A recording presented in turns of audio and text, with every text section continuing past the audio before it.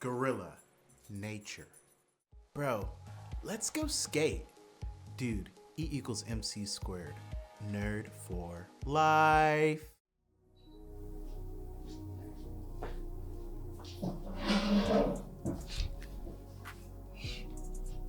What's up, you guys? Your boy Pastor Darius here.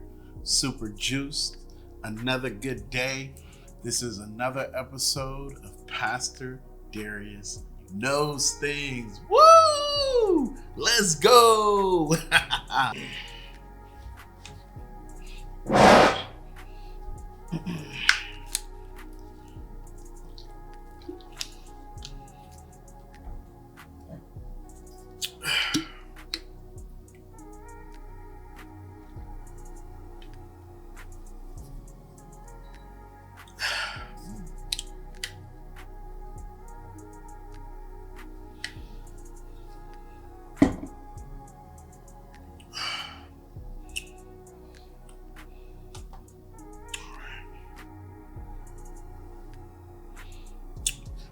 Hello, how are you guys doing today?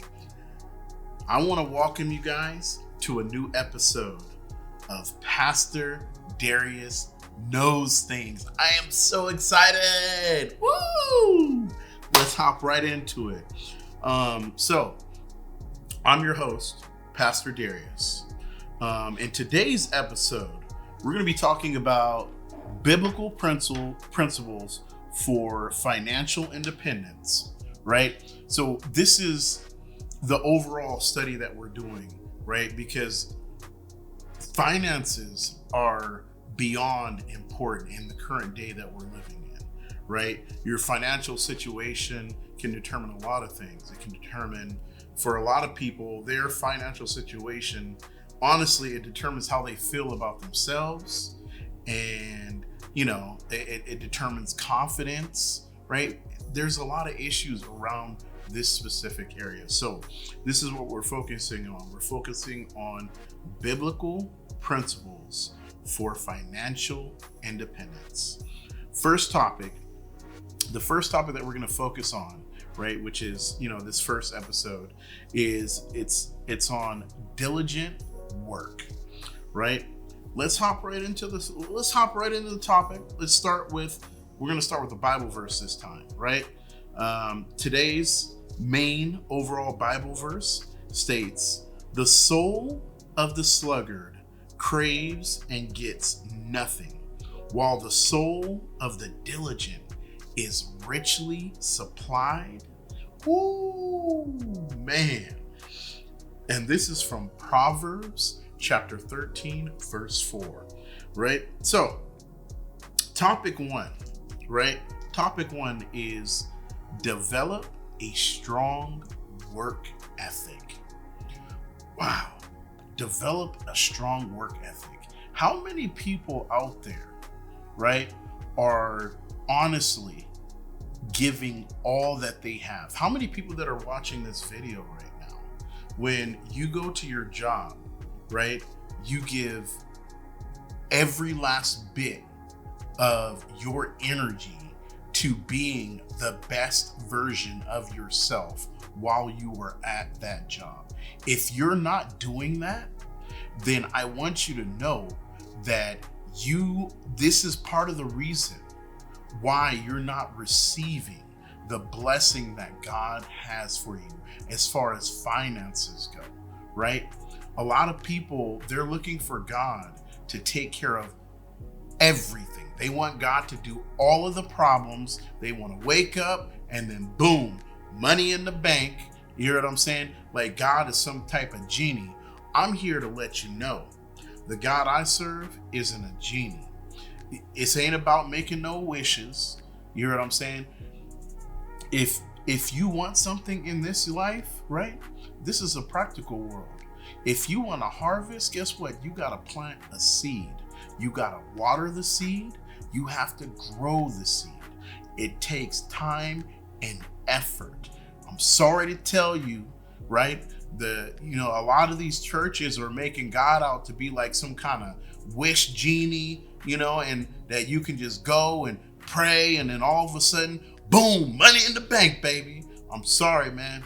I'm sorry, but they're preaching a false God to you, right? That I don't know what type of God these people done preach to you, where you thinking that you can just pray and then God gonna give you whatever you want and you don't have to work for it. I'm sorry. No, in the Bible, there's a scripture that says, it talks about, it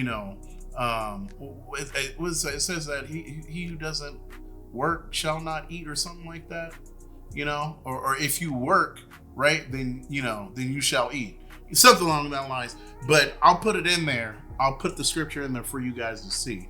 But let's go ahead and hop into this scripture right here, that the supporting scripture for this statement here. It says, whatever you do, work heartily as for the Lord and not for men.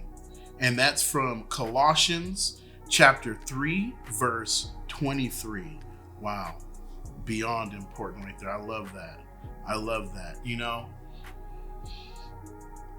Man, a lot of people, man, I can say a lot about this right here. A lot of people they're out here giving their all, and everything that they're doing is not for the glory of the kingdom.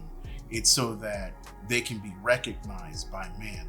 And, there's also a scripture that talks about that, but, I'm going to let you guys go ahead and, you're going to have to do some research, but yeah, man, all I can tell you is whatever you do, do it for the kingdom, because all the riches and the wealth of this world will mean nothing if, when you pass on from this life, you going straight down, baby.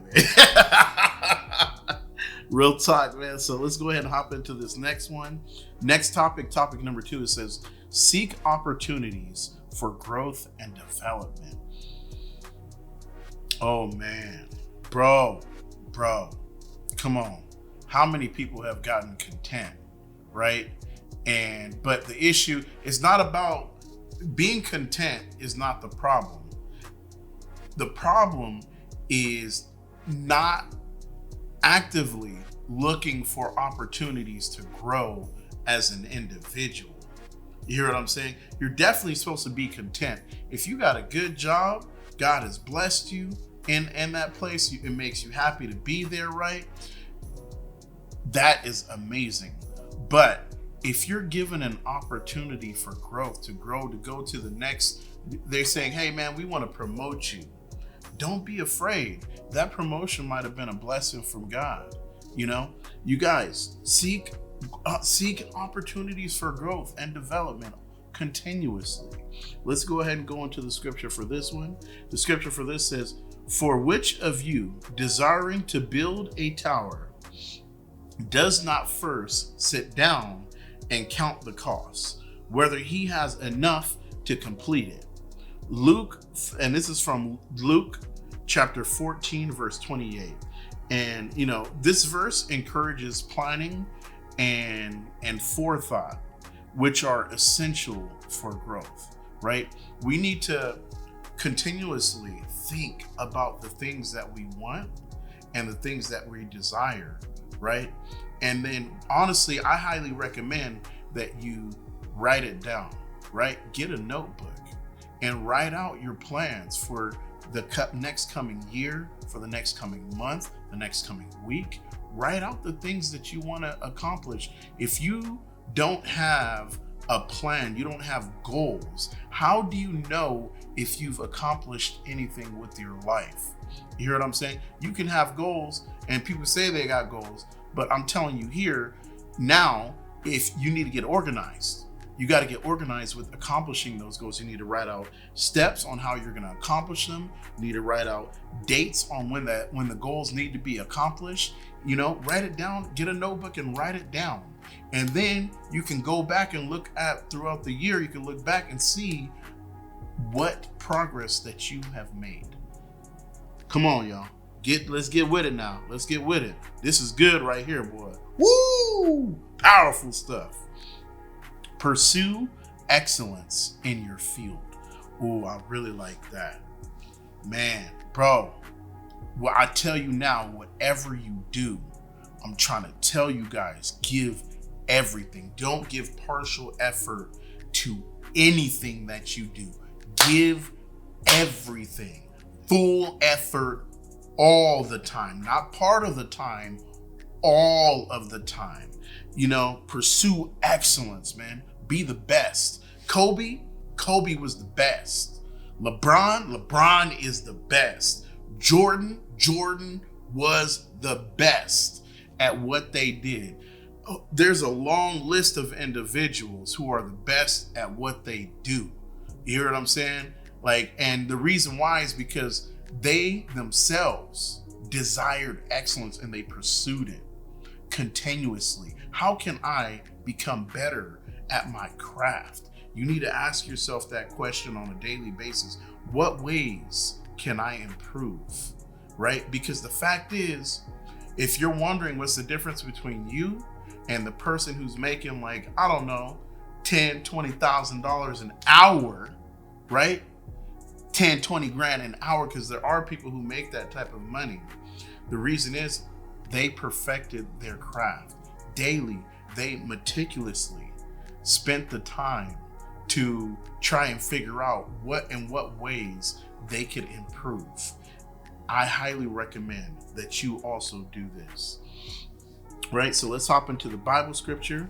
Do all things without grumbling or disputing, that you may be blameless and innocent, children of God without blemish in the midst of crooked and twisted generation, among whom you shine as lights in the world. Wow. Be a living example. And that's from Philippians chapter 2, verse 14 and 15. Oh my goodness, man, that is so powerful, you guys. You guys need to be the light. Let the world see what you're working with. If you become excellence, right, they're going to wonder, what is so different about you? How is it that under the same conditions, right? Who knows? Maybe the economy's not good, right? Maybe things aren't moving in the career that you're in, but somehow, while everybody else is stagnant, you're successful. Huh? How did it happen? You were meticulously looking at how you can improve, how you could become better, right? Come on, let's get on to the next. Be disciplined and avoid procrastination. Oh my goodness, man. Bro, discipline. Discipline is, boy. If you're not disciplined in this life, I really don't know how you expect to achieve anything. Discipline and avoiding procrastination are so important, right? This is why I have been I've done fasting in the past. The reason was because I needed to understand discipline, how to train my flesh to follow what my mind is telling it to do, right? I was vegetarian for 4 years. It's not because I didn't like meat. It's because I was practicing discipline.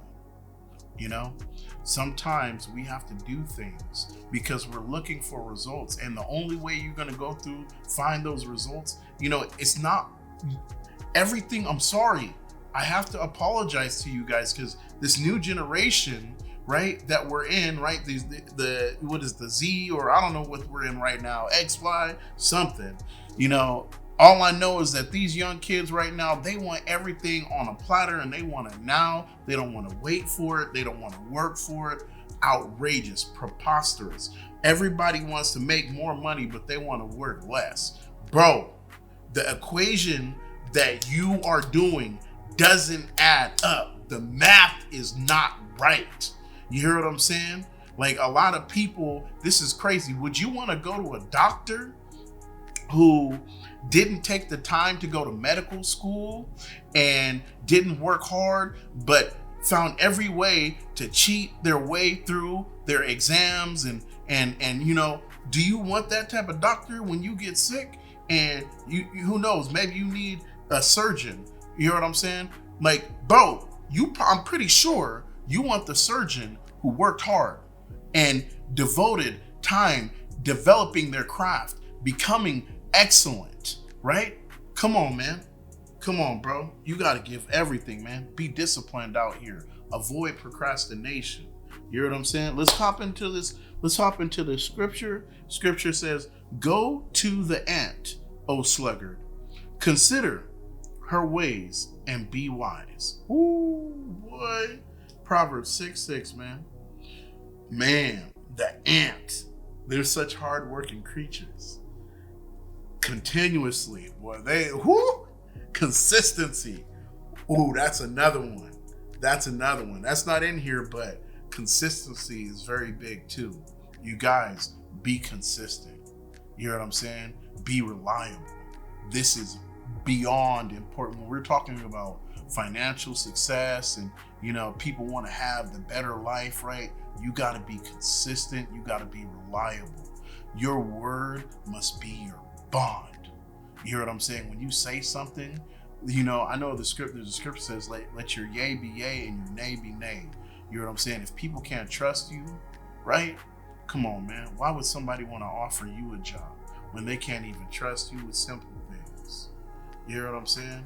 Like, you want to make more money, but you don't want to do what it takes for people to want to trust you and give you opportunities for increase and blessings. It's not even all about cash. We talking about blessings, right? Because with the more that you have, right, the more opportunity that you have to be a blessing to others. There are people out there a lot of people who got lots and lots and lots of money, they actually don't care about other human beings. So this is why the homeless population is growing, because the people at the top, right? A lot of the people at the top with all the wealth and riches, they're not Christians. Come on, y'all. We need more wealthy Christians. How well would you treat the homeless people and treat those who are down and out?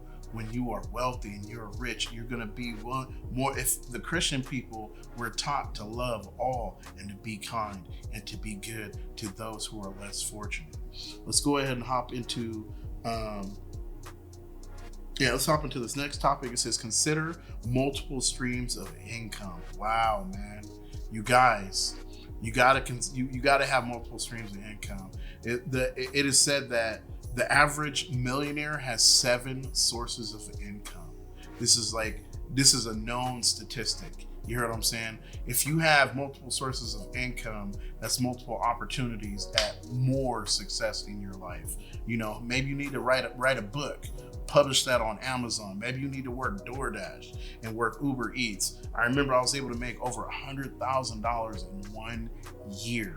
How did I do it? I worked Uber, I worked DoorDash, I worked Postmates, I worked Grubhub. I was full-timing, working like 5 different jobs. You know what I'm saying? You got to go in. You got to go in. You want to get to the next level, it's going to require more. You got to give more, So let's go ahead and jump into this Bible scripture. It says, a wise man will hear and increase in learning, and a man of understanding will acquire wise counsel to understand a proverb and a saying. The words of the wise and their riddles. And this is from Proverbs chapter 1, verse 5 through 6. This verse highlights the importance of gaining wisdom and knowledge, which can lead to diversifying income streams. You know what I'm saying? You guys, you got to get after it. So, with this, right, I want to go ahead and close out, man. You guys, this is my message for you guys. Get after it. My name is Pastor Darius. This is another episode of Pastor Darius Knows Things. I want to thank you guys for taking the time to watch this episode. We are raising money for a monthly spelling bee competition happening in Ghana, Africa, to support the education of young school children. And if you would like to make a donation, we are registered 501c3 nonprofit organization. You can send money to our Cash App at Gorilla Nature Inc. All donations are tax deductible. I want to thank you guys again for watching this episode of Pastor Darius Knows Things. Have a blessed day. Catch you guys on the next episode. Peace. Woo! Another one. Catch y'all later, man. I'm out of here.